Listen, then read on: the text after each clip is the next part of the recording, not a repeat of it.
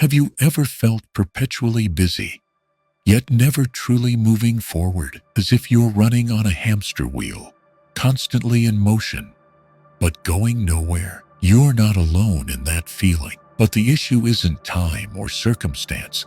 It's how we choose to live each day. The Stoics taught us this. A meaningful life isn't defined by how much we do, but by the quality of each act, each thought. Guided by reason, untouched by emotional impulse. Today, we'll explore 7 habits that can transform your life. Not through magic, but through inner strength. Prepare to touch the deepest part of yourself. 1. Proactivity, mastering response instead of serving emotion. There is a small yet powerful space between what happens and how we respond. In that space lies true freedom, the moment we cease being victims of circumstance and become leaders of our own lives. Yet in reality, most of us live as if that space doesn't exist. A single critical comment from a colleague can ruin our entire day. An unanswered message can make us feel abandoned. One unexpected disruption can turn our calm into chaos, not because life is harsh, but because we react instinctively without choice. And this is precisely what the Stoics urge us to confront. Emotions are real, but they don't belong in the driver's seat. Mastering our response is not about suppressing emotion.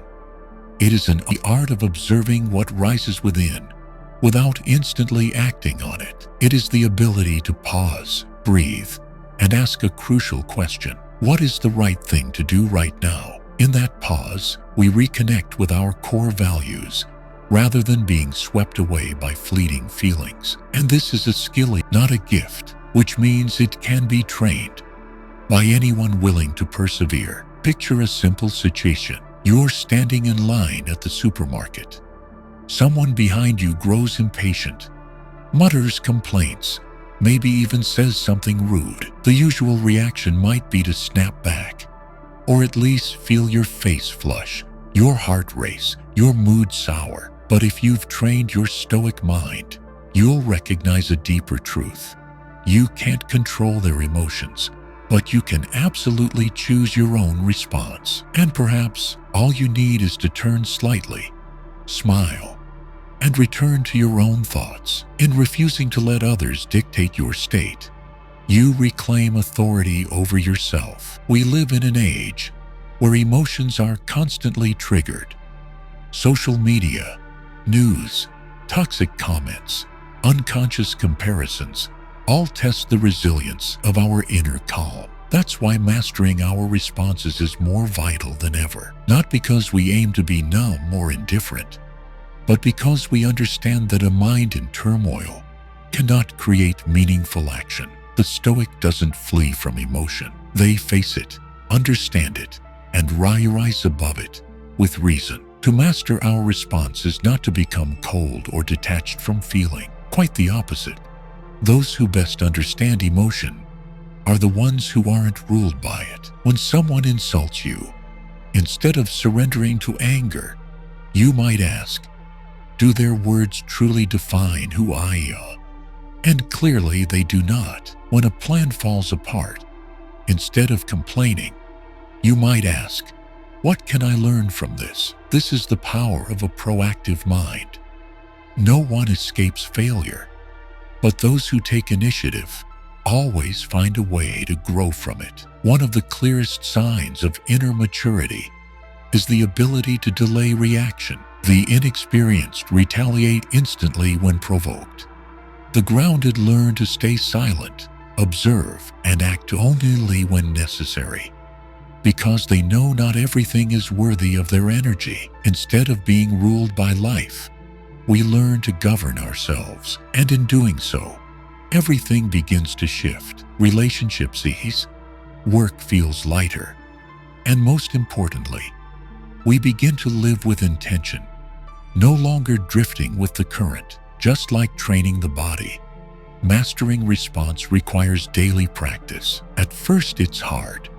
Emotional reactions are habits ingrained in us, but every time we pause before reacting, we rewire that reflex. Over time, we not only contain impulsivity, but begin to feel a deep calm within, a calm not born of perfect conditions outside, but from not letting the unworthy disturb the peace inside. Life will never stop testing us. There will always be people who disappoint, moments that confuse, and situations beyond control. But what we can always control is our attitude, and that attitude determines whether we live in emotional turbulence or steer our life with awareness. Rather than wishing life were easier, become someone stronger.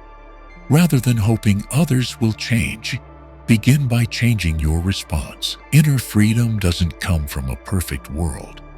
It comes from not letting the world shake what's within. We won't always get it right. There will be moments of losing control, saying the wrong thing, doing what we shouldn't. But what matters is we notice, we learn, and we do better next time. That is progress, not perfection, but continual refinement. And when we live that way, day by day, little by little, we don't just master our reactions, we master our lives. 2. Living with a clear destination, acting for a greater purpose, not out of habit. There is a vast difference between someone merely existing and someone living with purpose. One wakes up each morning because the alarm rings, rushes into work out of duty, and reacts to life like waves crashing without warning. The other rises, knowing where they're headed, and each act in the day becomes a small step toward that path. The difference isn't in background, circumstance, or talent.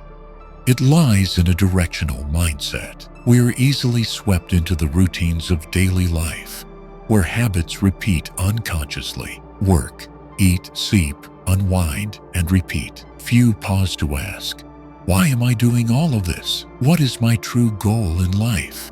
Or even, am I living by my own values or by those imposed by society? This lack of clarity makes us vulnerable to fatigue, emptiness, and confusion when difficulties arise. Because without knowing what we're truly aiming for, every gust of wind shakes us. Stoicism teaches that if we don't set our own direction, others will chart our course for us. That doesn't mean having a step-by-step plan or a flawless 10-year vision. It simply means committing to a greater purpose. The reason we wake up each morning, the reason discipline, sacrifice, and hardship feel worthwhile. So how do we live with a clear destination? First, we must identify our core values. These aren't short-term goals like make more money, buy a car, or get promoted. Those are results, not guiding stars. Core values are what make us feel aligned. Perhaps personal growth, contribution, freedom, integrity, or inner peace. When we stray from them, something inside feels off. Even if everything looks fine on the outside, take time to write down the 3 core values you truly believe in. They don't have to be perfect, just honest. This is like placing your first step on a guided path, because every choice afterward should center around the question, does this bring me closer to or farther from the values I uphold? Next, we need a clear image of the person we wish to become, the best version of ourselves. Not to imitate someone else, but to become someone we're proud to look back on. Ask yourself, if 5 years from now, you've lived according to your deepest values, who would you be? How would you live? How would you treat others? How would you overcome hardship? We don't need to divide our lives into rigid checklists, but we do need a personal manifesto, a clear summary of our values, our purpose, and the person we're striving to become. This isn't something to show us, but a compass to return to whenever we lose our way, when life gets noisy and the important things begin to fade. Here's a real-life example. Imagine someone whose core value is living a life of service. They could be a teacher, a doctor, an engineer, It doesn't matter as much as the fact that they use their work as a way to serve and express their values. If they're offered a high-paying job that conflicts with this, say one involving dishonest sales or misleading advertising, they'll say no, not because they lack ambition, but because they know what aligns with who they are. That clarity allows them to live with ease, conviction, and no regret over what they didn't choose. We must also realize that living with purpose doesn't mean we're always doing grand things. In truth, most of the time, it's a series of small acts done with awareness and intention. When we know what we're working toward, each day becomes a chance to move a little closer. Reading a single page, having a sincere conversation with a loved one, staying consistent with physical practice, all become part of a meaningful journey. On the flip side, when we lack direction, our actions easily become hollow habits. We grow lax, distracted, waste time on what's fleeting, because we lack something powerful enough to keep us anchored. And what's dangerous is that aimless living can still look fine on the surface, still working, still having fun, still earning, while inside we grow tired, empty, and lost. When we live with a greater goal, something remarkable happens. Even struggle takes on meaning. We accept pressure because we know we're building something worthwhile.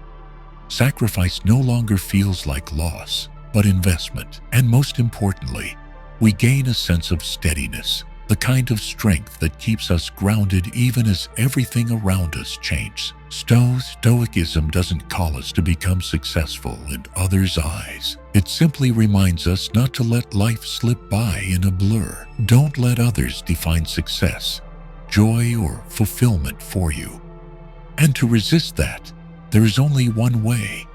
Live with a clear destination. Let every action be rooted in a deeper reason. Let every decision be a small move toward the person you wish to become. And if today you feel lost, don't panic. Just stop. Listen inwardly. Write down what you value, and begin again from there. Every great journey begins with a single simple step, a step of awareness and commitment. Finally, when we live this way each day, with clarity, purpose, and persistence, even if we haven't reached the finish line, our life already holds deep meaning, because it's not the outcome, but the intentional journey that makes a life truly worth living. 3. Prioritize what matters. Learn to place the big stones first. There's a simple but profound story often told in time management seminars. A professor walks into class and places a large glass jar on the table.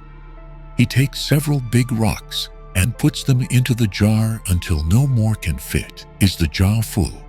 he asks. The class answers in unison, "Yes." But then he pours in small pebbles, which slip into the spaces between the rocks. Then he adds fine sand. It fills every remaining gap. Finally, he pours in water, and the jar still holds it. "What's the lesson?" he asks. One student says, "There is always room to do more in a day." The professor smiles and shakes his head. "No. The lesson is, if you don't put the big rocks in first, you'll never fit them in at all." In life, big rocks are the things that truly matter: our health, close relationships, personal growth, long-term goals, and inner peace. Pebbles are the necessary but non-essential tasks: emails, meetings, daily routines. And sand is the distraction: social media, gossip, news, mindless habits. If we let the sand fill our time first, there won't be room left for anything meaningful. Most of us start our days passively. We wake up and reach for our phones. We arrive at work and immediately get swept into emails and urgent tasks. By day's end, we're exhausted, yet struggle to recall having done anything that truly mattered. This is the cost of living without prioritizing the important. We let urgency override what's essential. We react instead of lead. and then wonder why there's no time left for what we actually care about. The Stoics understood this well. They didn't chase everything that came their way.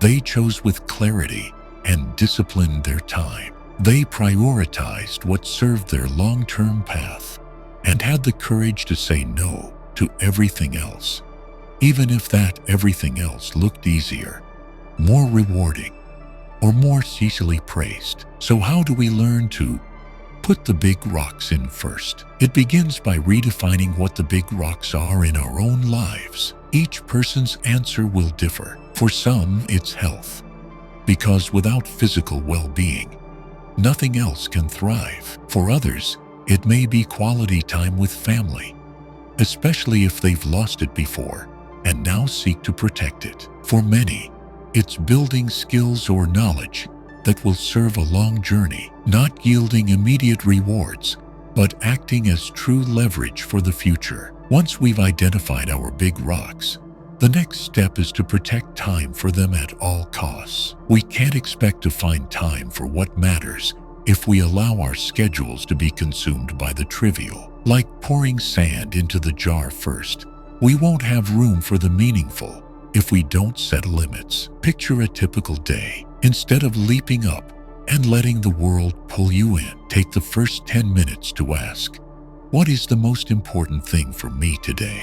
And schedule time for it before the flood of urgencies arrives. It might be 1 hour to read, to journal, to move your body, or to work on a long postponed project. Treat it as a non-negotiable appointment with yourself. We also need to learn the art of saying no. Every unconscious yes we offer is a silent no to what truly matters. Many people aren't exhausted from doing too much of the important, but from being drained by the trivial, simply because they don't dare to decline. The Stoics didn't measure worth by busyness. They understood that an effective life is a selective one. Better to do less with purpose than more without direction. Here's a real example.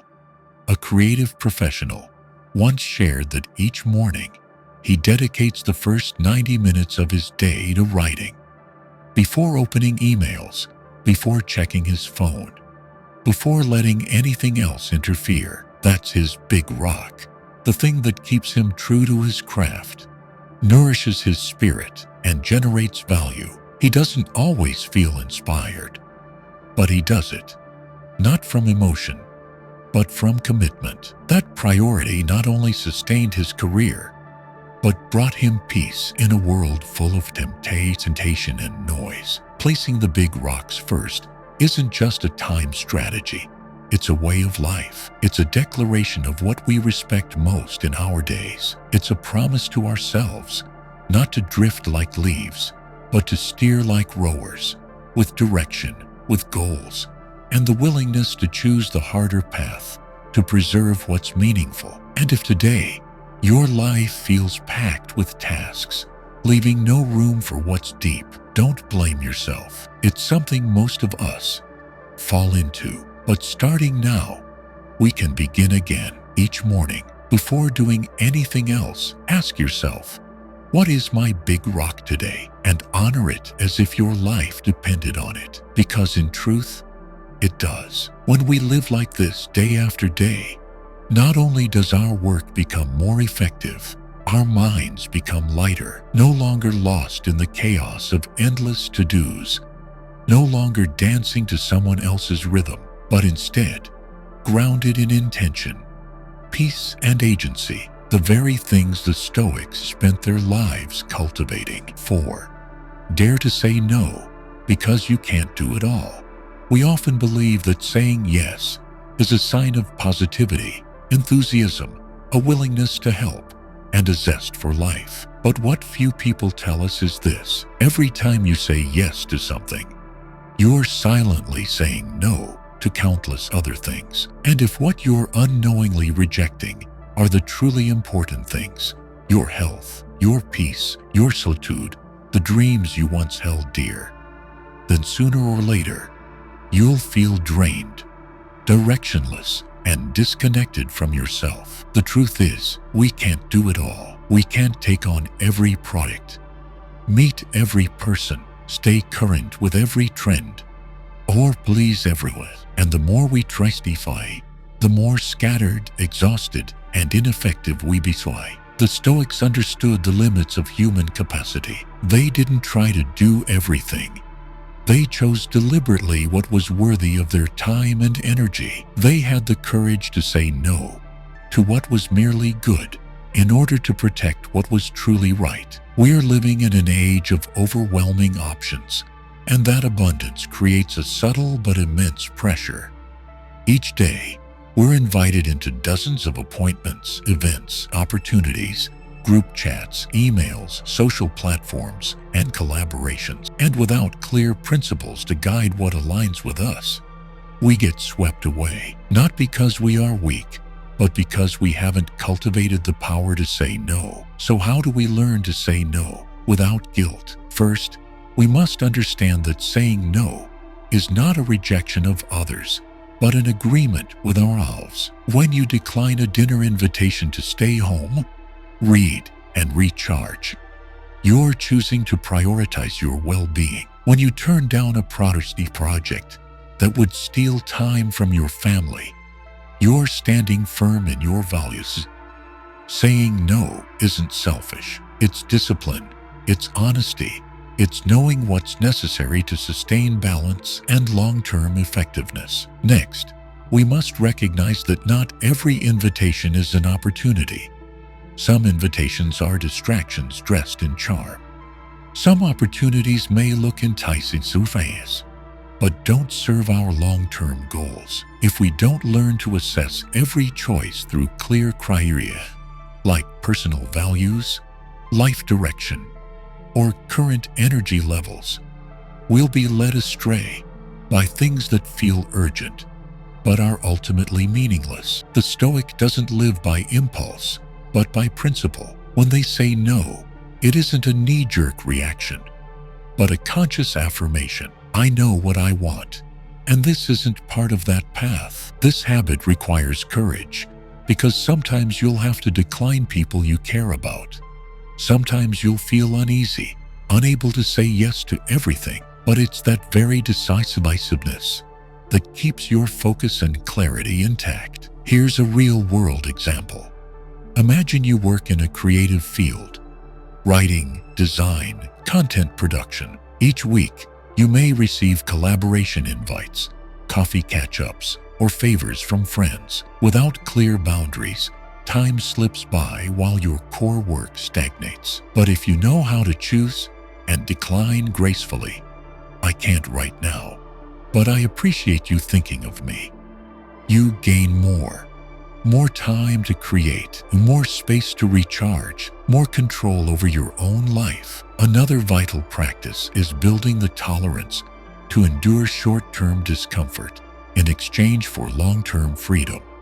Saying no might disappoint others or make you seem less enthusiastic. But remember, true enthusiasm isn't saying yes to everything.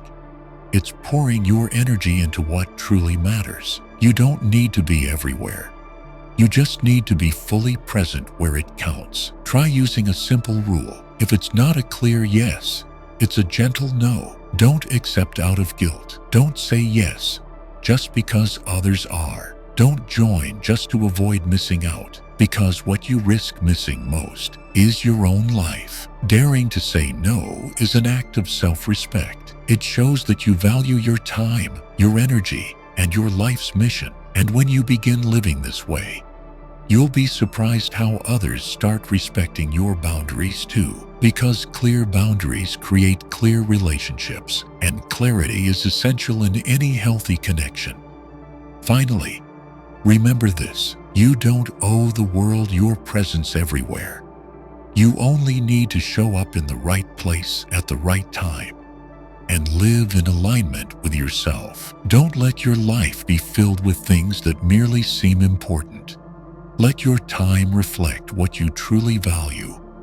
And to do that, learn to say no with strength, with understanding, and with kindness. 5. Train your focus, work deeply, live deeply. We are living in an age where focus has become a rare and precious asset. Every day, hundreds of notifications, thousands of content snippets, scattered conversations, and invisible noise pull us away from the present moment. And sadly, it all happens quietly. No alarm, no warning, just a scattered mind and a vague emptiness after a busy day, without knowing whether anything meaningful was truly done. That is why training focus is no longer optional. It is a vital life skill. The Stoics understood that to live with intention, we must not only know where we're headed, but learn to keep our minds undivided along the way, because distraction, no matter how small, can steer the entire journey off course. Deep work isn't about doing more. It's the state of being fully immersed in one task, undistracted, undivided, and entirely present. In that state, we not only produce better results, but we also tap into a deep inner flow, where we feel connected to ourselves, to the work, and to the deeper values we're pursuing. But reaching that state takes more than sitting down at a desk. It requires training. It requires redesigning how we work. It requires guarding our deep work zones and sacred space, places no interruption is allowed to enter. First, begin with something simple. Turn off things that can interrupt you. Phones, notifications, social media, silent browser tabs. These are all attention thieves we tend to underestimate. They don't just break your focus easy. They pull your mind far away, making each return to the task a costly receipt, wasting time and draining energy. Learn to work the way Stoics think, one task at a time, without noise, and always with clear intent. One practical strategy is to divide your day into deep focus blocks, 25, 50, or 90 minutes, depending on your capacity. During that time, commit to doing only one thing. When the timer ends, take a short break, then return. This isn't just a productivity tactic. It's how the mind builds the habit of presence. And when practiced consistently, you'll find yourself doing less but accomplishing more effectively, more creatively, and more meaningfully. Here's the interesting part. Focus isn't just needed for work. It's essential for living deeply, to be fully present in each moment. When eating, actually taste your food instead of scrolling your phone. When talking, actually listen instead of just waiting for your turn to speak. When walking, feel each step instead of letting your mind drift into endless thoughts. These small acts are how we reconnect with reality, where life truly happens. There's a common trap many fall into. The busier we are, the more we feel we must multitask to keep up. But it's multitasking that fragments our attention. The result? Nothing gets done well, and we end up drained, uninspired, and disoriented. In contrast, when we slow down, choose wisely, and give our full attention to one thing, we not only do it better, we rediscover peace in the process. The Stoic doesn't live in haste. They live in depth. They choose what matters and give it their full mind, because they understand the quality of life lies in the quality of each lived moment, and no moment is fully lived if we're stretched in every direction. A close-to-home example: a friend working in tech once shared how stuck and uninspired he felt, despite spending 10 hours a day in front of a screen. After adopting deep work, he dedicated 2 uninterrupted hours every morning. No phone, no meetings, no chat, just him and his creative tasks. The result? Those 2 hours delivered more value than the other 8. More than that, his mind felt lighter, and he remained focused the rest of the day. What changed wasn't the time, but the quality of presence. And if we want to reclaim focus in a distracted world, we must carve out quiet zones in our daily lives. an hour without interruptions, a morning free from social media, an afternoon without email. These are pockets of time where the mind breathes, the heart listens, and creativity has space to grow. Don't underestimate the power of those silences. They are the fertile ground where great seeds take root. Finally, remember, focus is a choice, and it's one we must make daily. No one is born with the gift of deep work. It's a skill, a habit, and a long practice. Every time we resist the urge to switch tabs, every time we turn off our phone to give something our full attention, we reclaim control over our lives. So if today you feel scattered or easily distracted, don't blame yourself.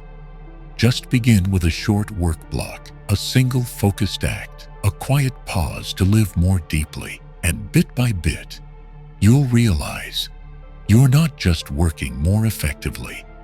You're living a life of depth, direction, and inner freedom. 6. Connect through understanding and cooperation. We often speak of success as a personal journey, a solitary effort to conquer goals, rise above ourselves, and achieve what we desire. But the truth is, no one truly goes far, at least. No matter how strong or independent, we remain creatures of connection. We cannot grow if we are cut off from others. And beyond simply working together, we must learn how to understand one another. The Stoics were not hermits removed from the world. On the contrary, they lived in community, worked, faced conflict and challenge like anyone else, with one key difference. They chose to respond with reason and compassion. They didn't see others as obstacles on the path, but as fellow travelers, each with their own way, their own journey, all bound together in the greater fabric of life. Understanding begins with true listening, not just waiting for our turn to speak, but putting aside assumptions, quieting our inner judgments, and paying attention to the emotions, words, and even silences of the person before us. Listening is how we say, "I'm here, I care." And the remarkable thing is, when someone feels truly heard, they begin to open up, to cooperate, to connect on a deeper level. In work and life, many conflicts don't come from vast difference, but from misunderstanding or rushed judgment. When a colleague acts irritably, our first instinct may be to defend or retaliate. But if we pause and ask, what's really going on inside them, we open the door to a new approach, one based on curiosity, not suspicion. That's the Stoic spirit in communication, placing reason above emotional reflex and using empathy as a bridge, not a barrier. Effective collaboration is not merely about shared tasks. It is about trust, trusting that others are also trying, also under pressure, also wanting to be seen and contribute. When we see that, we stop putting our ego first and start asking, how can we both win? How can we improve the outcome? Not just prove myself better. The Stoics taught that humility is the foundation of wisdom. When we enter a conversation seeking to learn instead of to win, we're often surprised by what we discover, even from those we thought we'd never connect with. True collaboration happens when everyone feels heard, respected, and free to express their best self. A simple yet powerful story. A team at a tech company was assigned a tight deadline project. One member was often late and disengaged in meetings. Instead of criticizing, the team lead arranged a private conversation, not to confront, but to understand. It turned out that the person was going through a family crisis and was afraid to speak up, fearing judgment. That honest exchange transformed the team dynamic. The member felt understood, became more proactive, and the group began working not just with responsibility,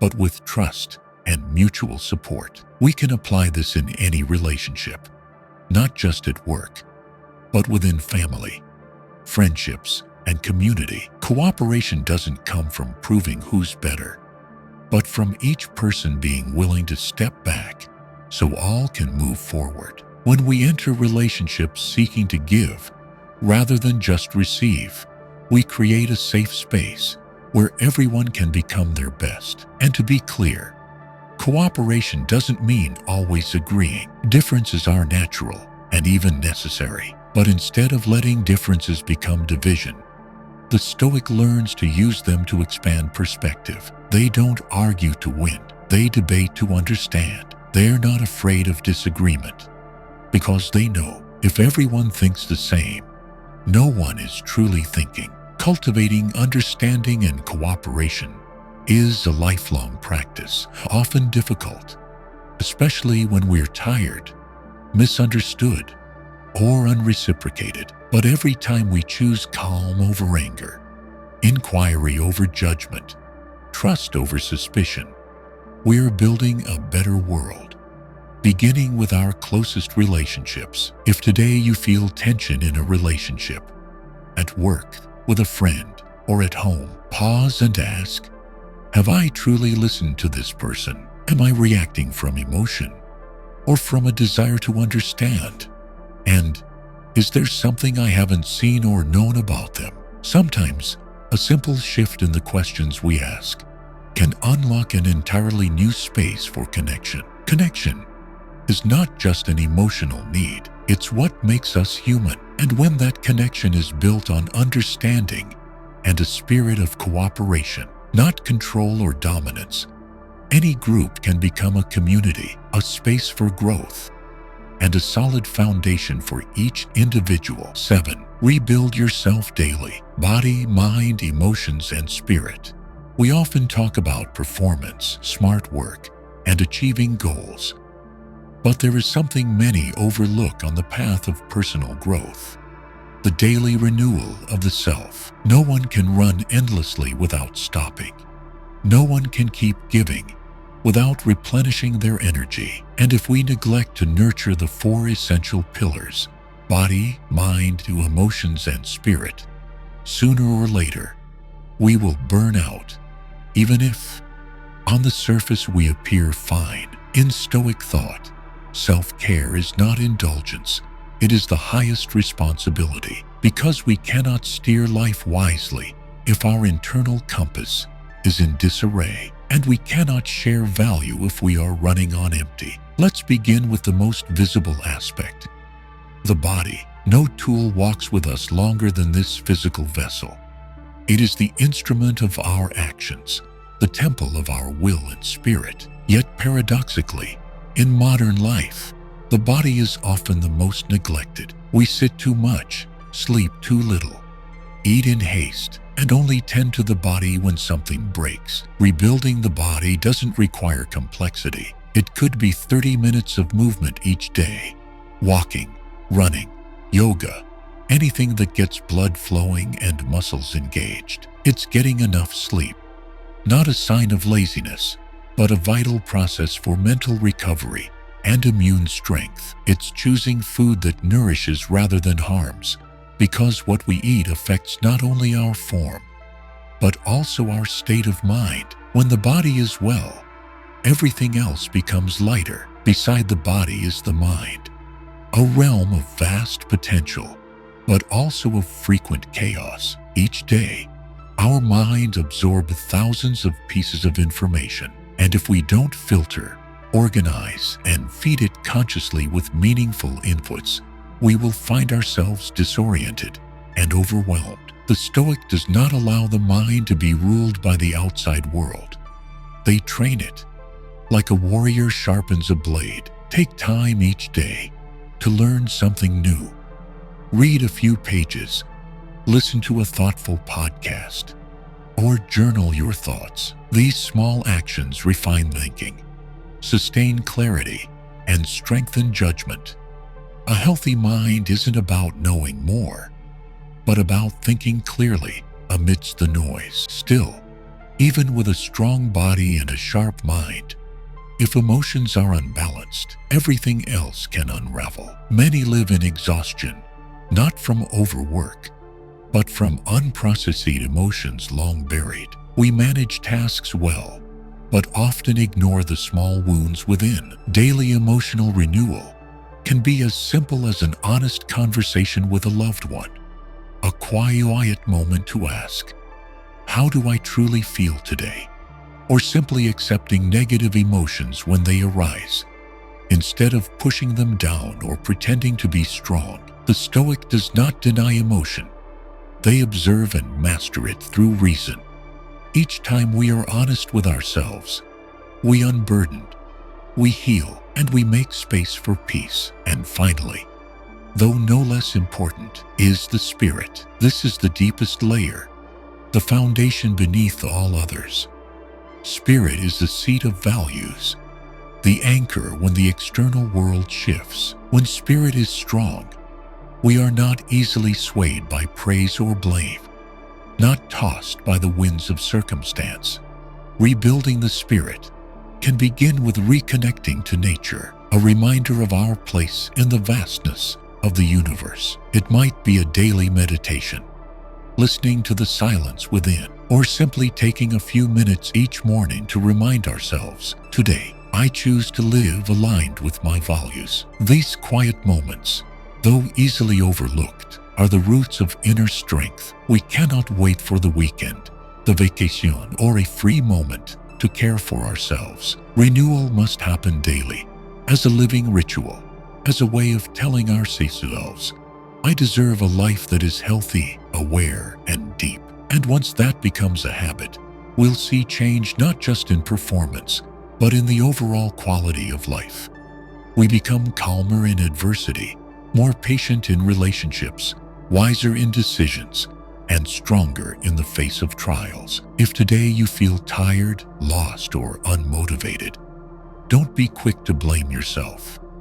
You may simply be running on empty, and what you need isn't to push harder, but to pause and rebuild. Start with one small act, a 15-minute walk, 1 hour without your phone, a quiet meditation, or writing down 3 things you are grateful for. Each action is a brick in rebuilding your inner foundation. And from these small acts, you'll begin to notice light returning, a light that's always been within you, simply waiting to be awakened. Looking back at the 7 habits we've explored together, the clearest realization for me, these are not abstract theories, but a compass for living a more meaningful life, beginning with the smallest daily choices. What matters is not how much we learned, but whether we dare to practice even a single small step done with awareness. Personally, I used to be someone easily swept up in the busyness of life, rushing to complete everything without truly being present in anything. I reacted instead of acting with intention, said yes to too many things out of fear of disappointing others, and ended most days feeling empty, even if it seemed like I had accomplished a lot. But then I realized, if we don't choose to live deliberately, we will end up living by the direction of others. Now, I begin each day with a few quiet minutes, name 1 or 2 things that truly matter, and give myself permission to say no to what doesn't serve the long-term path. I've learned to listen before reacting, to invest time in physical training, and to write a few lines in my journal to keep my mind clear. It's not perfect, but every day is a chance to do a little better. We don't need to change our entire lives overnight. We only need the courage to begin and to stay steady with each small step, because a resilient life is built on simple habits, practiced with intention, and repeated daily. If you found meaning in this journey, don't forget to like, subscribe, and turn on notifications so you won't miss the next videos. Each video I share is a reminder, not from someone perfect, but from someone walking beside you on the path of inner strength. Remember, you don't need to control the whole world. You only need to master yourself, and that alone is a great victory. See you in the next video.